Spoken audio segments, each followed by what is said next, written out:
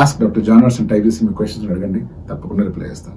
Sunil UP, sir why is my scalp looking too oily after 1.5 months post hair transplant? Hair transplantation జరిగి 1.5 month గడిచిన తర్వాత ఇతను observe చేస్తుంటే ఇతని స్కాల్ప్ అంతా ఆయిలీగా ఉంది అని వరి అవుతున్నాడు. ఇది మంచిదా కాదా?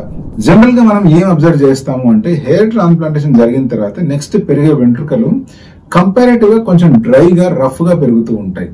ఇది కామన్. బట్ హెయిర్ ట్రాన్స్ప్లాంటేషన్ జరిగిన తర్వాత కొంతమందికి అంటే ఒక స్మాల్ సెట్ ఆఫ్ పాపులేషన్ కి విపరీతమైన ఆయిలీ స్కాల్ప్ అవుతూ ఉంటుంది. దీనికి కొన్ని కారణాలు ఉన్నాయి. కామన్ గా మనం అట్రిబ్యూట్ చేయగలిగిన కారణం ఏంటి అంటే హెయిర్ ట్రాన్స్ప్లాంటేషన్ చేసేటప్పుడు ఆ స్కాల్ప్ ఏరియాలో జరిగే స్టిమ్యులేషన్ వల్ల అక్కడ ఉండే స్వెట్ అండ్ సీబమ్ గ్లాండ్స్ కొంచెం ఎక్కువగా స్టిమ్యులేట్ అయిపోవడము, దానివల్ల కంపారేటివ్ గా కొంచెం ఆయిలీనెస్ పెరగడము కావచ్చు.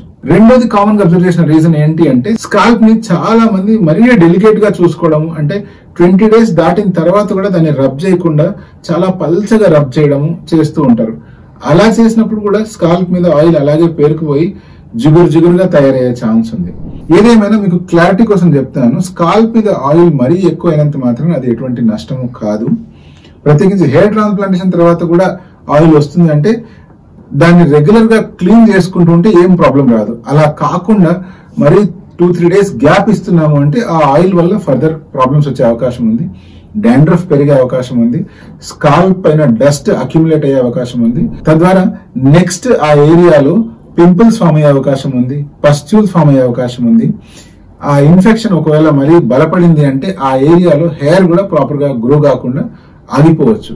ఇలా విపరీతంగా ఆయిల్ తయారవుతుంది, మీరు షాంపూస్ చేసినా కూడా తగ్గట్లేదు అంటే ఇమీడియట్ గా మీ హెయిర్ ట్రాన్స్ప్లాంటేషన్ సర్జన్ అటెన్షన్ కి దీన్ని తీసుకువెళ్ళాలి. ప్రాపర్ ట్రీట్మెంట్ తీసుకున్నట్లయితే ఇది ఈజీగా సాల్వ్ చేయగలిగే ప్రాబ్లం.